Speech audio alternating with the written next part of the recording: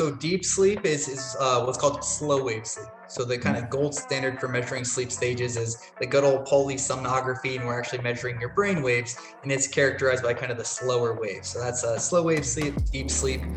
The reason deep sleep is so important is this is the physical restorative process, right? This is when our body's repairing all of the damage we did to it physically the prior day, producing things like human growth hormone, about 90% has occurred. So we're repairing our muscles, we're rebuilding, we're getting stronger, we're building resilience.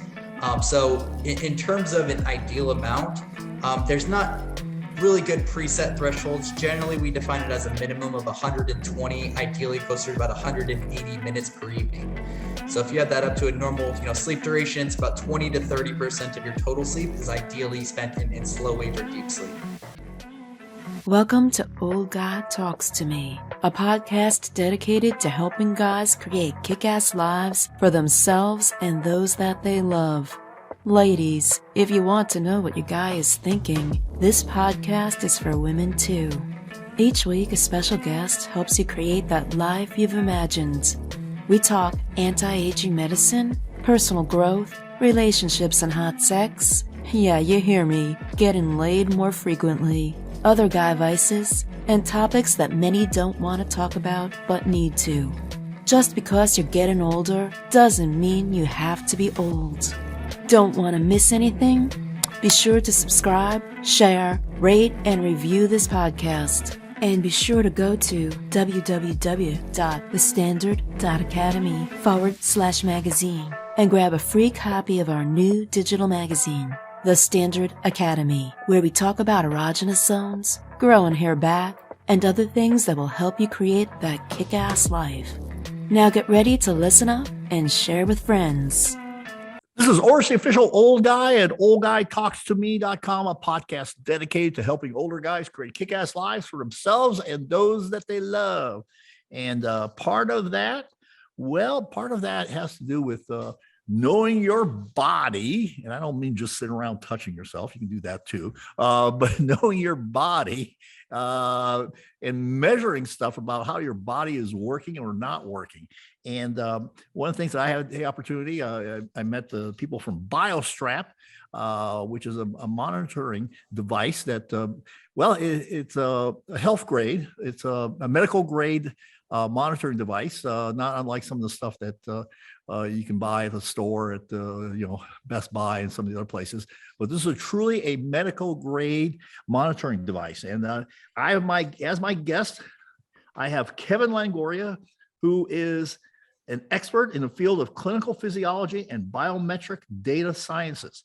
As Chief Science Officer of Biostrap, Kevin has led the development and validation of novel physiologic biometrics using raw.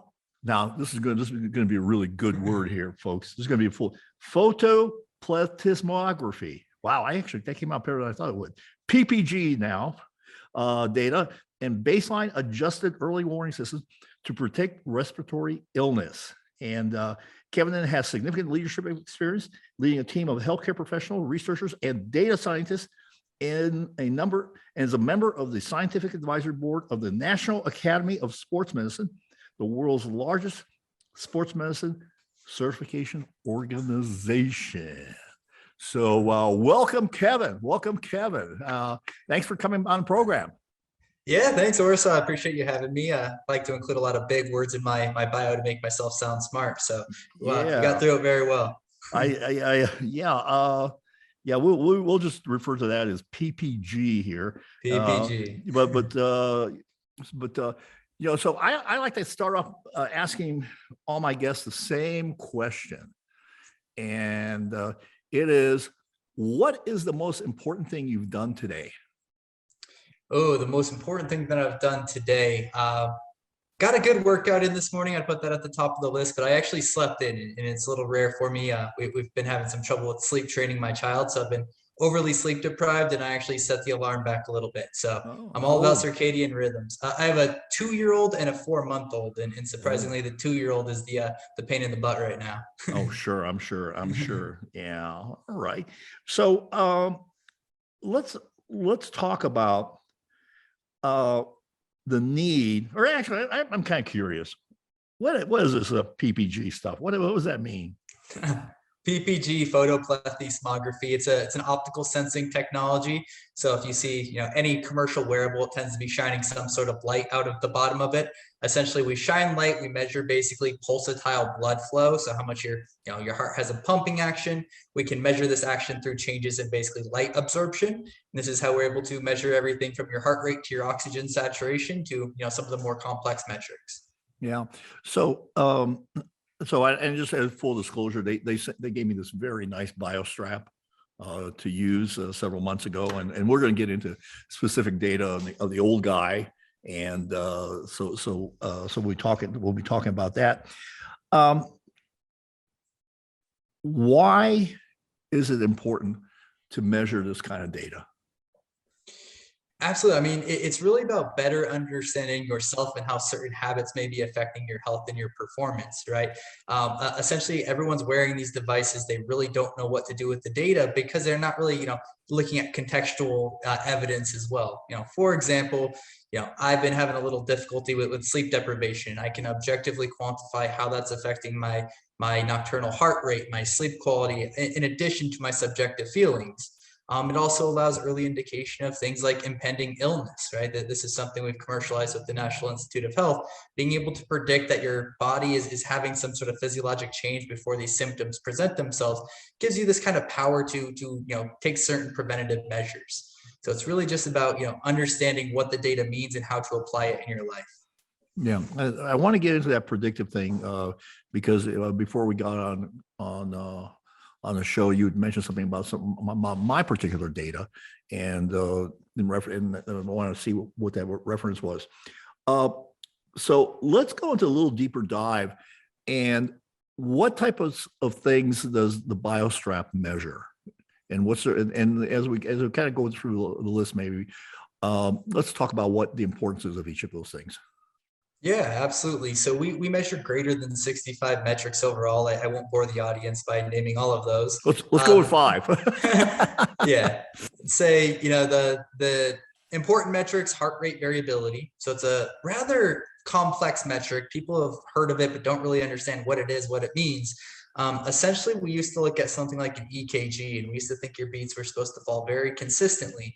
And at a bird's eye view, they absolutely should. But when you zoom in at the level of milliseconds, there's actually supposed to be a lot of variability in your heart rate. Every time you breathe in, your heart rate should speed up just a little bit. And when you breathe out, it should slow down.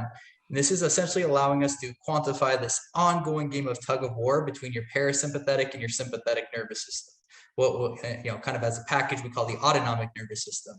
Why do we care about tracking this? Is because it controls all of the involuntary processes, right? You and I are sitting here, we're breathing, our heart is beating. We don't have to actively think about that. Very similarly, it's inflammatory processes, stress hormone, immune system function. So it allows you, basically insight into the less quantifiable, what's kind of running in the body's background. So it's a great kind of measure to quantify things like stress or when your body may not be recovered from the previous day's exercise, for example. So this is one that I'm a big believer in. There's still a lot of information. People need to really understand how to apply it, but one I'm a big fan of. Beyond that, what we're really good at is sleep. This is something I'm the personal physiologist for a number of world champion athletes, primarily in the combat world space. More recently in these kind of extreme endurance feats as well. Sleep is the most important but most overlooked component of health and performance. It's not just about sleep duration, although that is important. We can track sleep latency, how long it takes you to fall asleep, number and duration of awakenings, how much you move in your sleep, all of your nocturnal biometrics, your light sleep, deep sleep, sleep efficiency, and we can package that into a pretty 0 to 100 to help you really understand how you're sleeping and maybe how different supplements or lifestyle modifications are actually improving your sleep. So you can actually recommend lifestyle modifications to someone based on their sleep number. And can you kind of give me an idea? Because I know one of the things you guys measure is deep sleep. And what constitutes the term deep sleep, and what's the right amount of deep sleep? And what is there a raw number, or is there a number that's related to the other types of sleep in relation in that whole period, or how do you look at that? Yeah, so deep sleep is what's called slow wave sleep. So the kind of gold standard for measuring sleep stages is the good old polysomnography, and we're actually measuring your brain waves, and it's characterized by kind of the slower waves. So that's slow wave sleep, deep sleep. The reason deep sleep is so important is this is the physical restorative process, right? This is when our body's repairing all of the damage we did to it physically the prior day, producing things like human growth hormone, about 90% has occurred. So we're repairing our muscles, we're rebuilding, we're getting stronger, we're building resilience. So in terms of an ideal amount, there's not really good preset thresholds. Generally, we define it as a minimum of 120, ideally closer to about 180 minutes per evening. So if you add that up to a normal, sleep duration, it's about 20 to 30% of your total sleep is ideally spent in slow wave or deep sleep. Is there a difference between when people talk about REM sleep and deep sleep, or are they kind of cross over, or what's the relationship between that? Actually, totally separate. There's, the better way to classify it is non-REM and REM. So REM is kind of the, rapid eye movement. This is primarily about more cognitive, rehabilitation, if you will, not the best term for it, but more when we're restoring cognitive processes as opposed to more of the physical component. So there's REM, and then there's non-REM, which is deep sleep and light sleep and everything else. Oh, okay. And so let's talk about some of the others, because you mentioned heart rate and you mentioned sleep. What are some of the other things that you measure with the Biostrap? We do, some of the basics around things like physical activity. We can measure respiratory rate and oxygen saturation, which is very unique and very timely during, the COVID times, being able to measure that continuously at your wrist instead of these kind of bulky fingertip devices. Probably the most unique metric, one that I'm really excited about, is without getting into too much detail, we do cloud processing, and we can do second derivative measures. And a new metric that we're working on right now is arterial and peripheral elasticity. So we can, actually see how your blood vessels are responding to the heart's pumping action. Yeah. So you said something about second derivative. So second derivative. What does that mean? What does that mean? It means we reconstruct the shape of your heartbeat. So most people are familiar with an EKG, kind of a spike. PPG slightly different, a little bit more curved, if you will. And we're actually looking at the shape, the morphology, kind of the curvature. And this allows us to basically understand how elastic your arteries are. So when we're young, we're active, we're healthy, we tend to maintain very flexible, very supple arteries. When we get older, we start, perhaps indulging in some poor lifestyle decisions. We're physically inactive. This ultimately causes stiffening of the arteries, arterial stiffening. And now we're decreasing our body's ability to essentially deliver oxygen and nutrients throughout, which is everything to your health. Yeah. So what is, my assumption here is, and I may be wrong, is that with, let's say somebody might be on some therapies, and there's some therapies out there now to improve vascular elasticity. Can the device measure the effectiveness of the therapies? And there's a few that I'm thinking about that I remember when we heard the discussion at the World Peptide Conference, where I actually was introduced to the Biostrap. I believe it was semaglutide, and in combination with metformin was something that people talked about to increase elasticity. Is that how can you measure an improvement in elasticity, and how quickly is an improvement seen, and how significant does the improvement have to be seen? Yeah, it's a great question. I will come back with kind of if the supplement works, then we will see it, right? We're directly quantifying your physiology. So assuming it's affecting nitric oxide production, endothelial function, actual elasticity itself, it will show some sort of quantifiable improvement.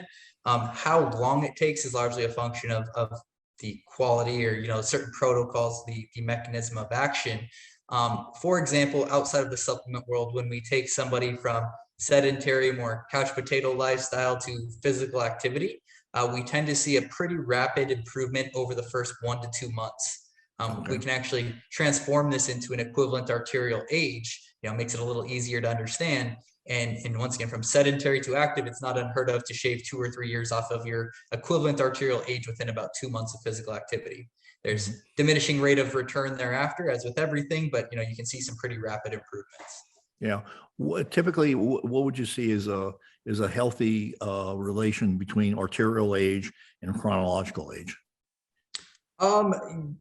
Anything that's close to your biological age is generally okay, or your chronological, I should say. Of course, we prefer a delta in the lower direction. So, Sure. for example, I'm 31 years old. I tend to maintain it at about 24 to 25, and I run 5 miles every day. So that's pretty exceptional for me. I'd say if you're give or take 5 from your chronological, it's probably within the normal range. Okay. Normal, or where would we step into healthy? Sorry, what was that? Where will we step in from normal to healthy? Because I make that distinction on several things, especially when we talk about lab values. Yeah, average isn't a good thing anymore. I know what you mean. Yeah. I would say the average of unhealthy people. Yeah, exactly.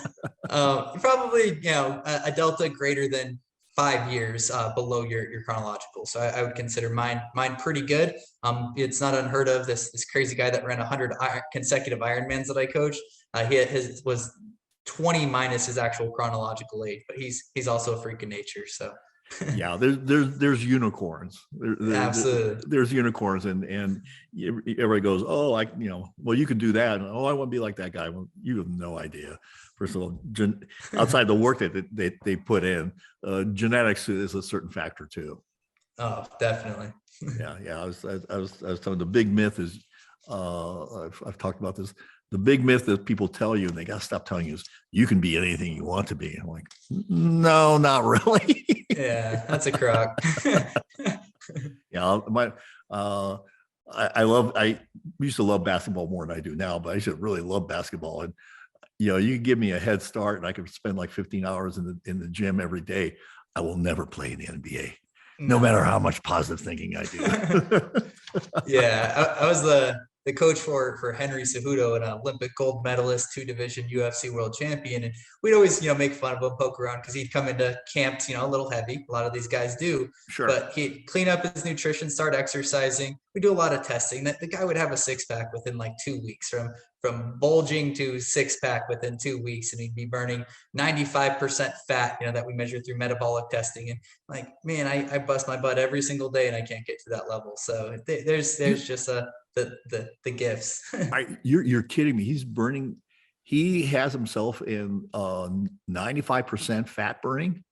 Yeah, you measure it resting metabolic testing, oxygen consumption relative to carbon dioxide production, and you can basically look at your carbohydrate versus fat oxidation, and he would be burning 100% carbs to 95% fat in 2 weeks of cleaning up a diet.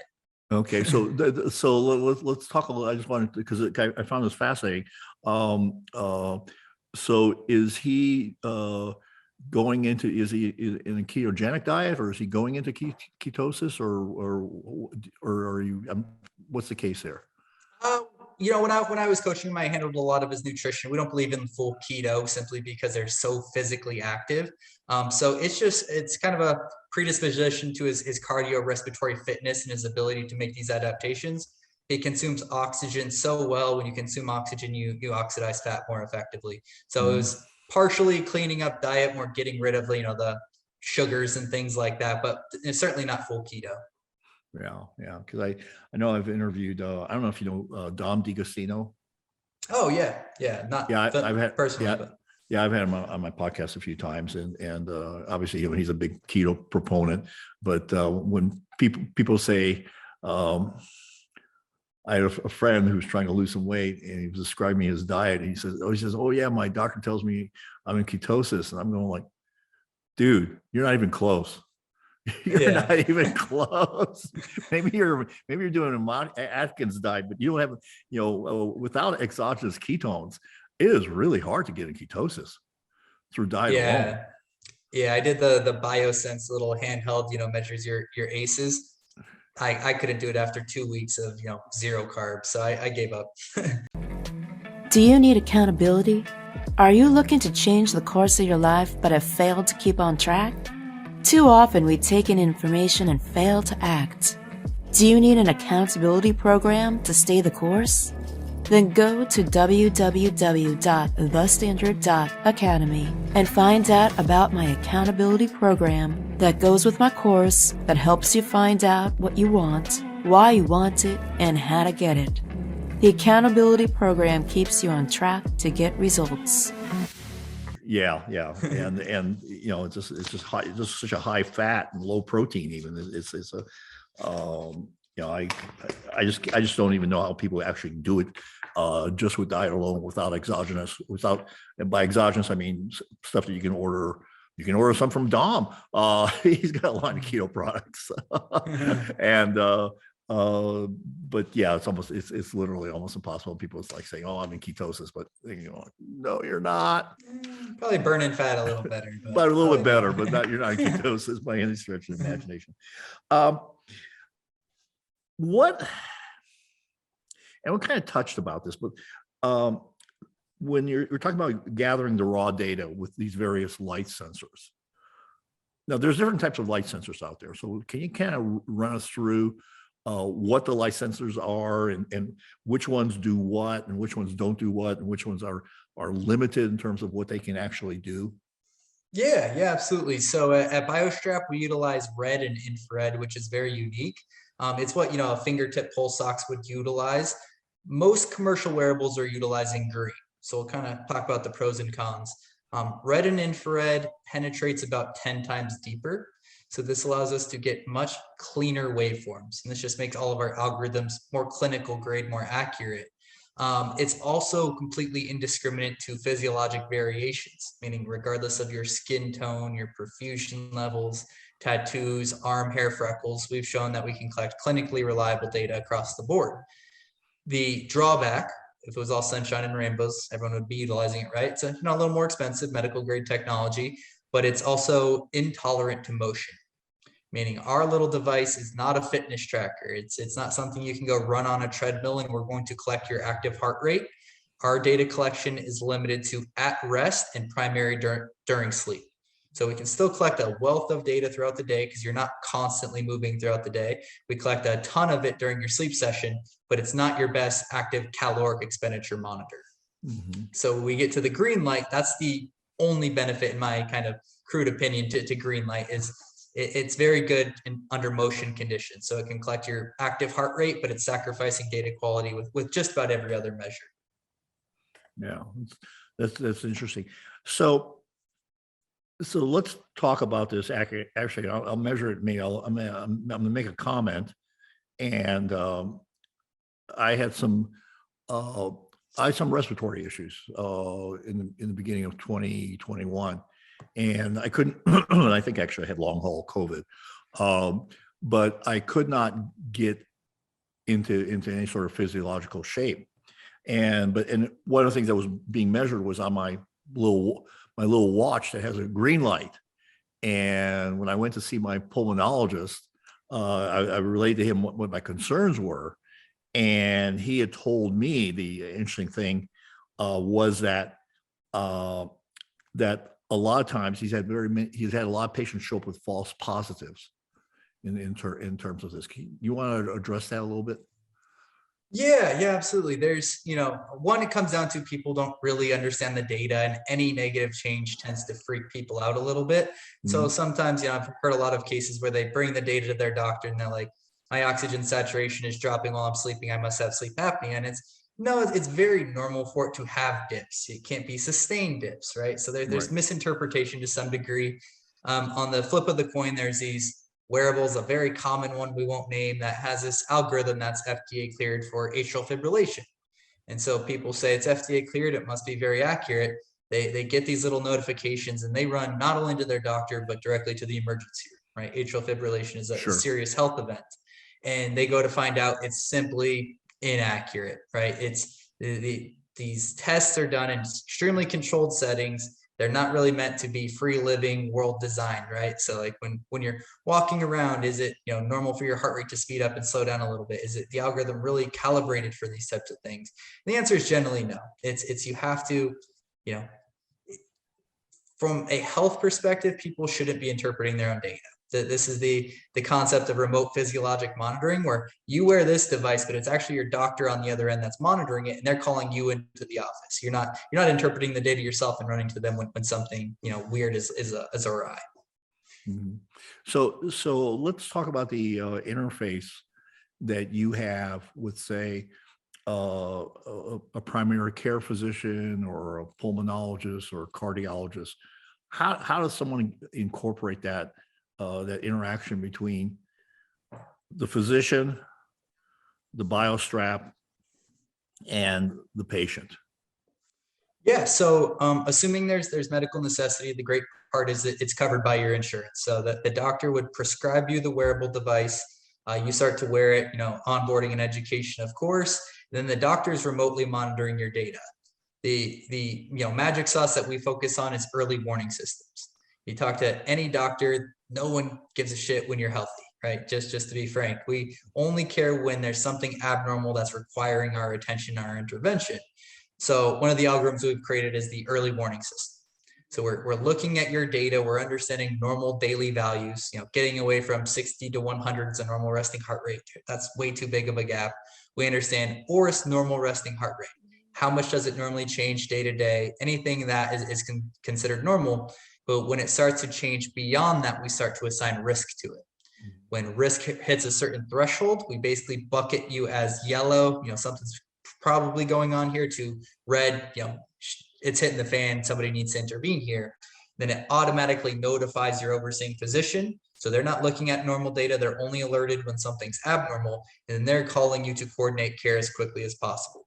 So this is kind of how we're interacting with the medical community. You said something that has nothing to do with the technology, but has everything to do with people actually be signing on. You said this is covered by medical insurance? Correct. Well, we're right around the corner from our 510K, so it'll be a class 2 medical device, and then it'll be fully covered, no co-pays even, which is pretty excellent. Okay, and so when you say right around the corner, what does that mean in terms of that? Like, and I know dealing with the government and it's kind of like you have no idea. You said it. It's on some overpaid person's desk right now, waiting for approval. So sometime between next week and the end of the year. Okay. Wow. That's a big range. That's a monster range. So my assumption is that yours is not the only device that's out there in terms of medical grade. Is that correct? And what makes your device so special versus some of the other medical grade devices that are out there? There's actually very few wrist-worn devices that are medical grade. So Fitbit, Whoop, a lot of these are not, probably cannot be based on their current devices. Not to put them down, they're just simply not accurate enough. There's a few devices coming out of Europe and other countries that are. The closest in comparison to us would be Empatica, and the difference there is they're $1,600. So it's more about availability and who has access to it. Sure. Okay. So I've had my Biostrap for several months. And so let's kind of, we talked a little bit about you, and you made an interesting comment that I was showing some significant changes in December. So let's talk about some of my results, my sleep, my recovery, my activity, and those type of things. And there I am. There you are. And folks, for HIPAA disclosure purposes, I did allow this. This is not any sort of secret data or anything like that here. So, okay. I appreciate you mentioning that. So yes, ORS did give us permission to share the data here. Of course, at top, we have these 0 to 100s. These are very easy for people to understand that a 85 is better than a 75. So your activity score is based on daily caloric expenditure, but also consistency and movement throughout the day. So okay. And what's the time we're looking at? What are we looking at here in terms of timeline? We're looking at every data point you've ever collected. You started in November. Sorry. So okay. So year to date. Okay. So that's all right. Okay. All right. Mm-hmm. Okay. Yep. Okay, because I saw a little thing said May 12th up there, and I thought, okay, are we talking about? So we're talking about over the course of time since November. Correct. Yes, sir. Since you first put this device on your wrist. Recovery score. So this is a daily score that you populate, but your average over the last, few months has been a 53, and you're actually an excellent sleeper. And we'll dive into kind of how that changed a little bit over your health bout that you're welcome to disclose, and I will not. Oh yeah. Well, no, I actually, we have, there's 2 episodes on my ostomy where I had a friend of mine interview me for my podcast. Like I said, I don't have many secrets, but I discussed the whole process, which I found to be, and folks, you can just go look into Old Guy Talks to Me and check those episodes. There's 2 of them because we just went to a deep dive, and for me, this was probably the most intellectually, emotionally, and physically one of the most challenging times I've had in my life, and it was a crazy time. But go ahead, Kevin. I don't mean to interrupt you here. Yeah, no problem. So, once again, not trying to share your personal information, but my understanding was around January you had the procedure, correct? In the January 17th or 18th, yeah, somewhere around there. Okay. I started to have the physical problems. Actually, it started off with backache, a severe backache. It took me into the ER on January 12th. And I was, and folks, if you have to go to the ER, just a little tip, don't wait until the middle of the night until you can't stand it. And everyone, and if you go to the ER at midnight and you're not a gunshot wound, you're going to sit there for a long time. Go in at like afternoon, like after lunch, like in mid-afternoon. I went in, the first time I went in was Kevin, I went in at 3:00. Okay. And it was a little standalone ER, not a doc in a box, but a standalone ER that fed into a main hospital. And from the time I walked in there at 3:00 to by 3:45, I was already having morphine. Wow. Yeah. I mean, that was CT scan, saw the doctor, everyone. I was one of 2 people in there. I was one of 2 people, and then they had me in there overnight, and then it like started to fill up, and then like there was like it was like it was completely full. But so folks, go to the ER early in the day. Don't go at night unless you absolutely have to. Don't put it off if you think you're going to need to go. Just go. Okay, I'm sorry, Kevin. That's good advice. I wanna remember that one. Yeah, especially if you have kids. Yes, absolutely. Yeah, we had another story where my daughter broke her arm. And she broke her arm at 4:00. And where you're in Phoenix, is that correct? Phoenix area? Yeah. Yes, we live by Phoenix Children's Hospital at that point when I lived in Arizona. And we got into the ER at 4:30, which was perfect because there was no one there and parents were still at work. By 5:15, the ER was full with people with their kids that had gotten off work at 5. Man, you got some good luck with emergency rooms. Oh, listen, I spent a lot of time over my years, especially with my parents, but that's a whole nother story. So I'm sorry, let's talk about heart rate. Like I said, I don't mean to be, I do have this habit of getting off the subject. So. Oh, it's no problem. I'm having fun. So yeah, what's interesting here is we can kind of consider where you're at now to be closer to your baseline, right? You're kind of returning back to your normal. So we're seeing now your resting heart rate is closer to about 72 to 75 beats per minute. What we see here actually starting, 72 is your new. We saw an acute spike actually starting in about December timeframe. You actually peaked your average nocturnal resting heart rate, about a month preceding the time you actually needed to go to the emergency room, which is pretty interesting. Then we look here at your heart rate variability, and this absolutely. So can we go back to the heart rate thing a little bit? The peak was roughly, what was the date? Is there a date on that? You'd say that was like the first week of December? Approximately first week. Yeah, it looks like probably about the 4th or so. I'd have to kind of dive in a little deeper. So yeah, and Kevin, I had a planned surgical procedure that was kept me overnight in the hospital. Okay. But it was planned, and so but it would have been right about the first week of December. Okay. Yeah. So it looks like you had a little spike there. You were kind of returning back to normal. And then we see another spike right around mid-January. So this is probably the actual procedure itself, and your resting heart rate increased. Heart rate's kind of non-specific, but it's a good indicator of physiologic stress as well. So we can see your body was going through it there for a few months, and you're steadily returning back down to this healthy baseline, that green zone where we would like to see you. Interesting here as well as your heart rate variability. So we can see this really, tank end of November, get a little bit better mid-December. Maybe, that elective procedure did its work there a little bit, but then fully tanked all the way through mid-January. And then you've been really on a steady climb back up to normal for you since then. And you're actually, getting to a pretty good area now. So we hope to see that, steady increase continue. But we can see, that your data was actually worse few weeks before you needed this procedure done, which is very interesting. So if you had been tracking it for years, it would be, tell even a bit better of a story of how acute that change may have been and how much it preceded your symptoms. Okay. All right. Mhm. And can we look, and then also maybe my, well, let's talk about sleep, because that's such an important one. Let's talk about sleep.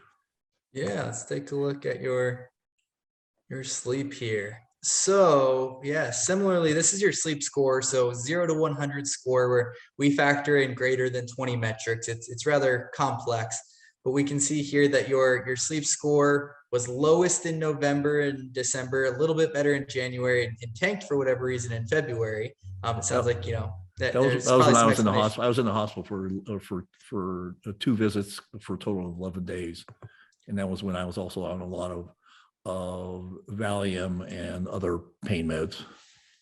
So your average sleep score for the entire month of February was 35, whereas total it's 85, over the last since November. So that was a pretty rough month in terms of your overall sleep score. And we can see March, April, May looking significantly better. You're really getting back to that solid sleep score. Yeah. Plus in February, that was when I still had the back pain, which didn't get taken care of. I mean, severe, it's a bad cycle with sleep and pain too, right? You can't sleep because you have pain, and then your pain is exacerbated because you're not sleeping well and recovering from it. Yeah. The back pain was pretty incredible. I've had it before, but not like this. I mean, I've had it where my back hurts for a day, then I go to sleep again, or it's fine. But this was actually ended up being a pinched nerve. Oh man, don't fall apart on us, Horace. I know. I'm working on it. I'm being told that there's certain exercises I can't do, including hex bar lifts. So that may be the case. We'll see. We'll see about that. So, Kevin, no, I appreciate you going. And maybe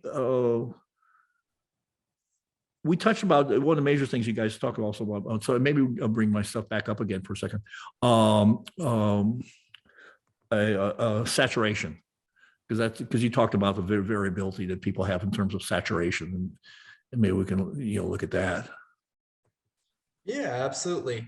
So oxygen saturation here, we're just looking at essentially your day view. So we'll dive in a little bit more in a moment, but what we do here is we classify nocturnal versus daytime. And it's always important to differentiate the data, because nocturnal is a very controlled setting. We kind of have, minimal disturbances and such. Whereas, during the day, we have no idea where you are, what you're doing, if you're exercising to some degree, right? So we'll always color code nocturnal values in purple and daytime recordings in white there. And so here we can see you did have, minor hypoxic events. You had two episodes, so recordings of about 45 seconds where you drop to about a 92% threshold. Well, most normal ranges are going to tell you 95 to 100, and so you could interpret that and you can say, man, I have hypoxia. This is very serious.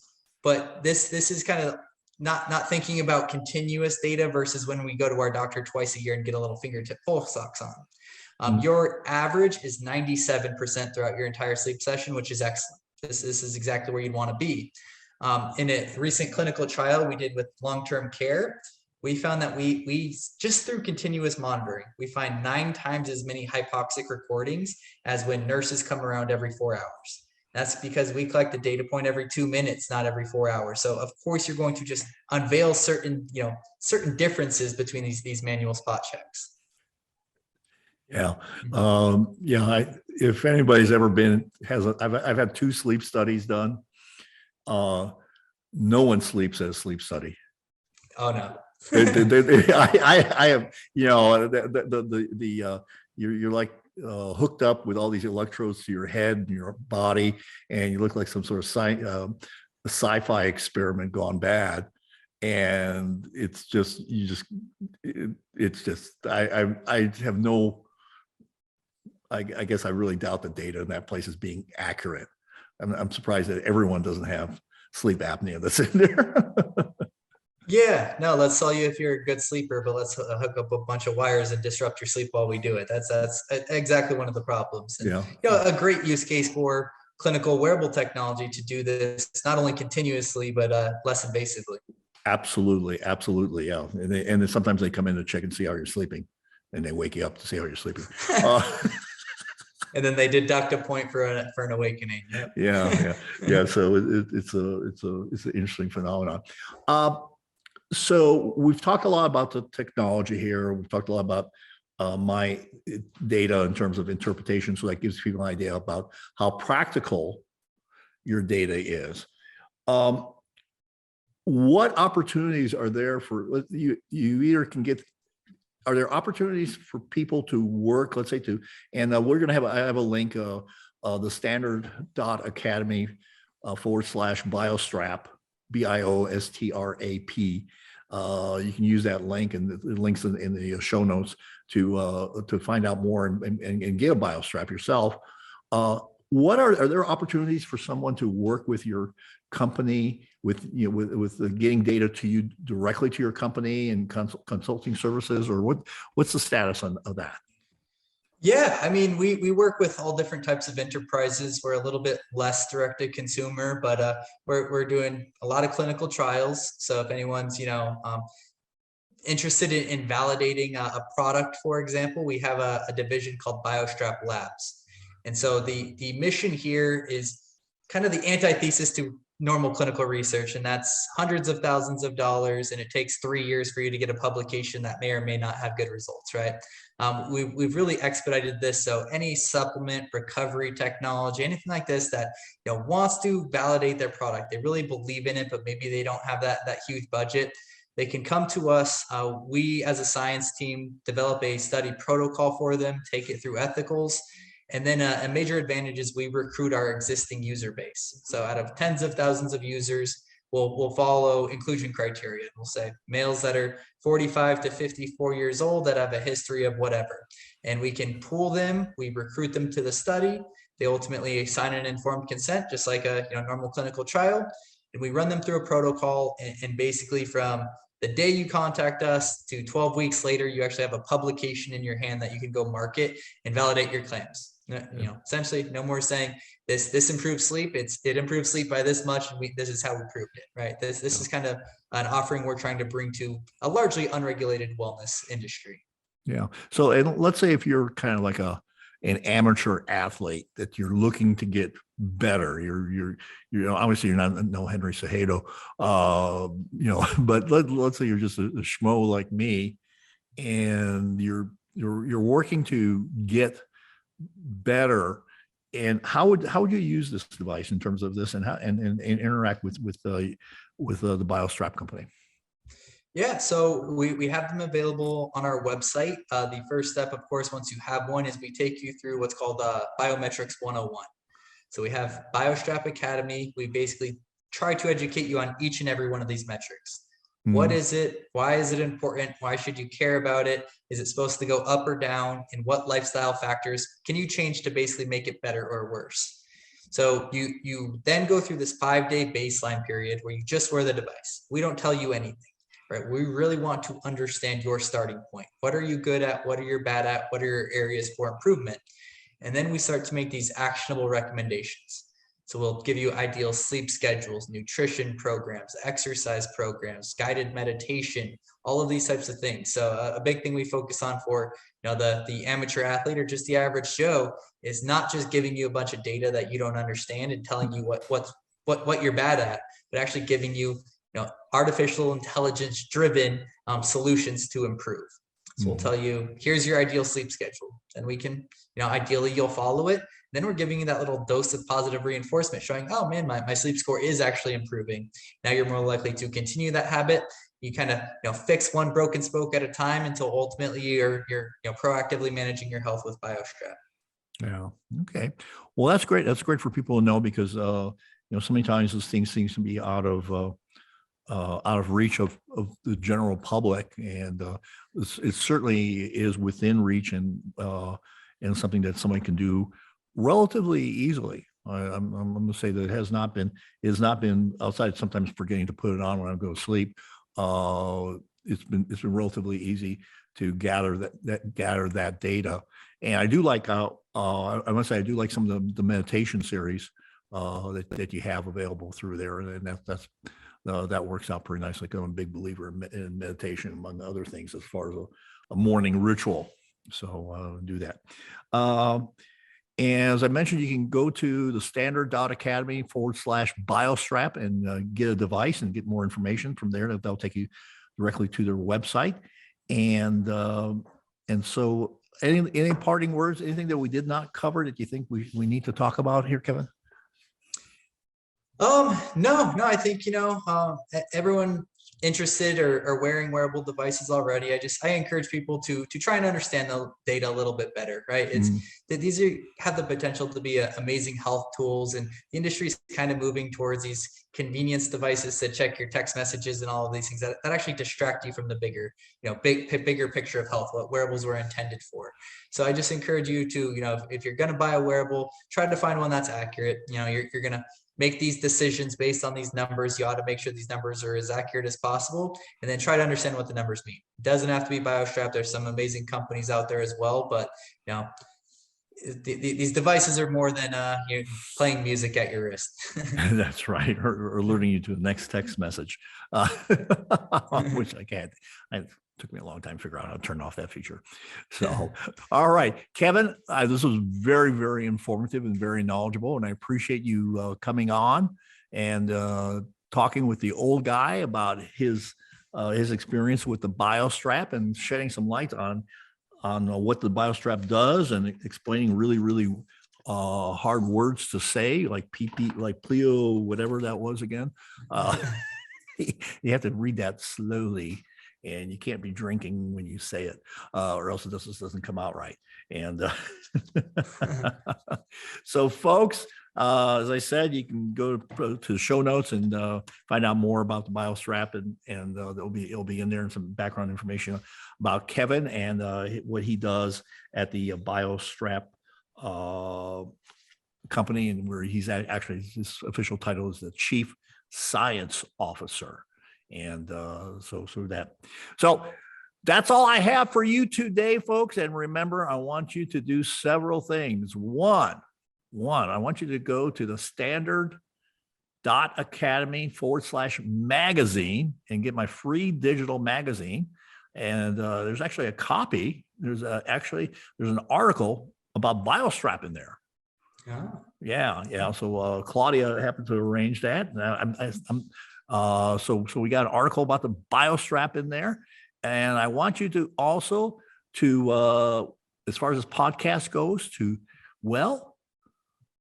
subscribe, share, rate, and review. And if you want to write a bad review, that's great. As a matter of fact, if you write a whole bunch of bad reviews, that'd be wonderful. I love trolls, and the more activity we get, especially if you tend to be kind of have a little ADD going and need to you're up there at 2:00 in the morning, can't do anything. You can write me a good review, you can write me a bad review. It doesn't matter. And so I like to make sure you do that. And remember, it's all about creating a kick-ass life for yourself and those that you love. Until next time. Thank you for joining Dr. Orist and his incredible guest. Like what you heard and learned? Then be sure to do 3 things. 1, subscribe so you don't miss the next episode. 2, share this with someone who may need to hear it. 3, leave a review and rate this podcast. Opt in at www.thestandard.academy/magazine and get our free digital magazine with savings, articles, and deeper dives into cool controversy. Be the guy who takes action. Without action, you're not going to get the results you want. Thank you again, and make it a great day.